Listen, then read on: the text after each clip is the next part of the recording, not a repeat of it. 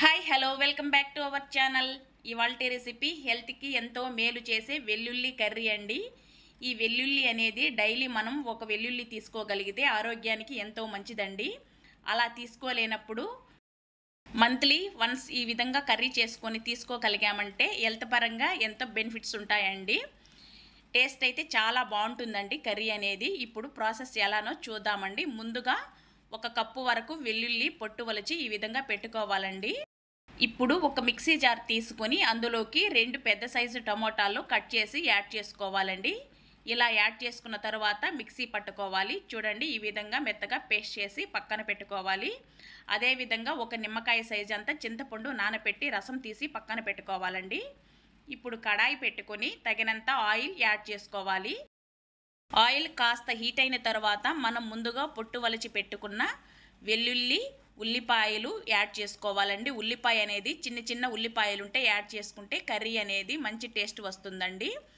ఇప్పుడు కాస్త వేపుకోవాలండి. వెల్లుల్లి ఉల్లిపాయని ఈ విధంగా వేపుకొని కాస్త పక్కన తీసి పెట్టుకొని మరో కడాయి పెట్టుకొని తగినంత ఆయిల్ యాడ్ చేసుకోవాలండి. అందులోకి 1 టేబుల్ స్పూన్ ఆవాలు, 1 టేబుల్ స్పూన్ జీలకర్ర, 1/2 టేబుల్ స్పూన్ మెంతులు యాడ్ చేసుకొని కాస్త వేపుకోవాలండి. అది వేగిన తర్వాత 2 పెద్ద సైజు ఉల్లిపాయలు సన్నగా కట్ చేసి యాడ్ చేసుకోవాలండి. 1 ఇంచు అల్లం ముక్క కాస్త కచ్చాబచ్చా దంచి యాడ్ చేసుకోవాలి.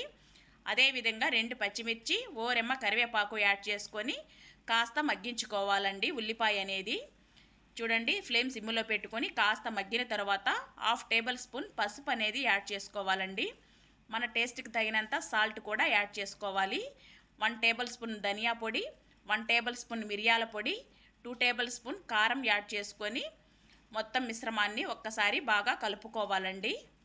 ఈ విధంగా కలుపుకున్న తర్వాత మనం ముందుగా టమోటాని పేస్ట్ చేసి ఉంచుకున్నాం కదండి. ఇప్పుడు ఆ పేస్ట్ని ఇందులో యాడ్ చేసుకొని మొత్తం మిశ్రమాన్ని బాగా మగ్గించుకోవాలండి. ఫ్లేమ్ సిమ్లో పెట్టేసుకొని మూత పెట్టుకొని మగ్గించుకోవాలండి. ఆయిల్ అనేది పైకి వచ్చే వరకు మగ్గించుకోవాలి.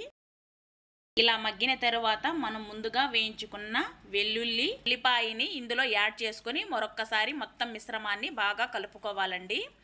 ఒక 1 మినిట్ వరకు ఈ విధంగా మగ్గించుకోవాలి. ఇలా మగ్గిన తర్వాత మనం ముందుగా నానబెట్టి ఉంచుకున్న చింతపండు రసాన్ని ఇందులో యాడ్ చేసుకోవాలండి. కాస్త కస్తూరి మేతి యాడ్ చేసుకొని మరొక్కసారి మొత్తం కలుపుకొని మూత పెట్టేసి ఒక 5 నిమిషాల పాటు ఉడికించుకోవాలండి. చివరగా కాస్త కొత్తిమీర యాడ్ చేసుకున్నామంటే ఎంతో టేస్టీ అయిన వెల్లుల్లి కర్రీ అనేది ప్రిపేర్ అయిపోయిందండి. ఈ కర్రీకి కాస్త ఆయిల్ అనేది ఎక్కువగా వేసుకుంటేనే టేస్ట్ బాగుంటుందండి. మనకి అప్పుడే నిల్వ చేసుకోవటానికి కూడా చక్కగా ఉంటుంది. ఈ కర్రీ అనేది 10 డేస్ వరకు ఫ్రిడ్జ్లో స్టోర్ చేసుకుంటే నిల్వ ఉంటుందండి. ఈ కర్రీని వేడి వేడి రైస్లో అయినా తీసుకోవచ్చు, లేకపోతే టిఫిన్స్లో అయినా చాలా అంటే చాలా బాగుంటుందండి. నేను చేసిన మెథడ్లో ఒక్కసారి మీరు ట్రై చేసి చూడండి. మీకు ఎలా వచ్చిందో కామెంట్ బాక్స్లో కామెంట్ చేయండి. అలాగే ఈ వెల్లుల్లి కర్రీ ఎంతమందికి తెలుసో తప్పకుండా మర్చిపోకుండా కామెంట్ చేయండి. Thank you for watching.